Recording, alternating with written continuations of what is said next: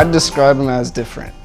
He has a different attitude about him. A lot of people will go into work and they'll just, they won't want to put in that extra mile, that extra effort, and I think he's definitely one of those people that did, or does still.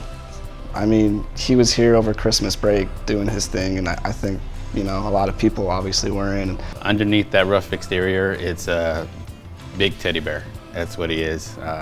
Always willing to help somebody, always willing to do something. He helped out a lot with the CNC going down right before Christmas break.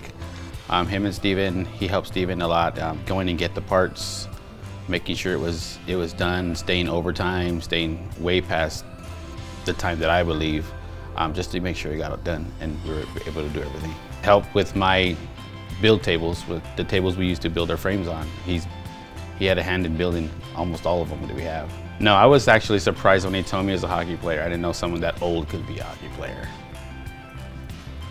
He's important to this company because he keeps us going. If anything breaks down, he has to make sure it gets done. Equipment, he has to make sure he ordered enough parts to fix anything that breaks down.